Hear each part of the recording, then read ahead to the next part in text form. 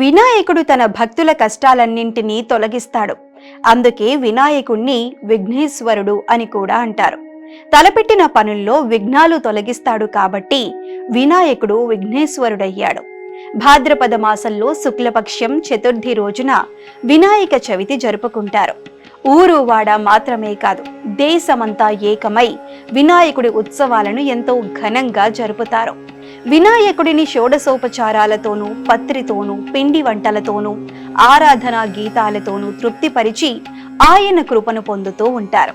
అయితే జీవితంలో ఆర్థిక సమస్యలున్నా, అనుకున్న కోరికలు నెరవేరాలన్నా 3 పనులు తప్పక చెయ్యాలి.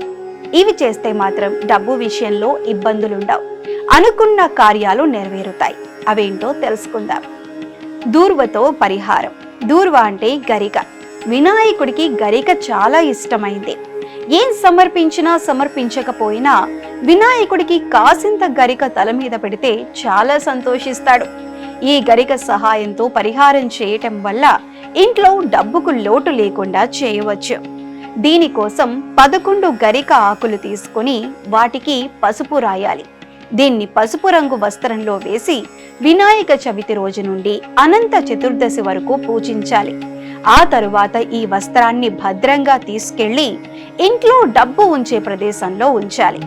దీనివల్ల ఇంట్లో డబ్బుకు లోటు ఉండదట. డబ్బు కలిసి రావాలంటే వినాయక చవితి రోజు ఉదయం స్నానం చేసిన తరువాత వినాయకుడికి నెయ్యి కలిపిన బెల్లం సమర్పించాలి. దీని తరువాత ఆ నెయ్యి బెల్లాన్ని ఆవుకు తినిపించాలి.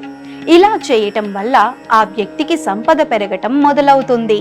వినాయక చవితి రోజున బెల్లం నుండి 21 చిన్న ముద్దలను తయారు చేసి వినాయకుడి ఆలయంలో గరికతో పాటు ఈ బెల్లం ముద్దలను సమర్పించటం ద్వారా కోరుకున్న కోరిక నెరవేరుతుంది. ఇంటిల్లిపాదికి మంచి జరగాలంటే వినాయక చవితి రోజున వినాయకుడి యంత్రాన్ని ఇంట్లో పూజ గదిలో ఏర్పాటు చేసుకోవాలి. వినాయక చవితి మొదలు ప్రతిరోజు ఈ యంత్రాన్ని పూజించాలి. దీనివల్ల ఇంట్లో ఐశ్వర్యం పెరుగుతుంది. ఇది మాత్రమే కాకుండా వినాయకుడిని నిత్యం అభిషేకాలు చేస్తూ ఉండాలి. ఇలా చేస్తే విశేష ఫలితాలు పొందుతారు. అలాగే గణపతి అథర్వ శీర్ష పారాయణ చేయటం ఎంతో మంచిది.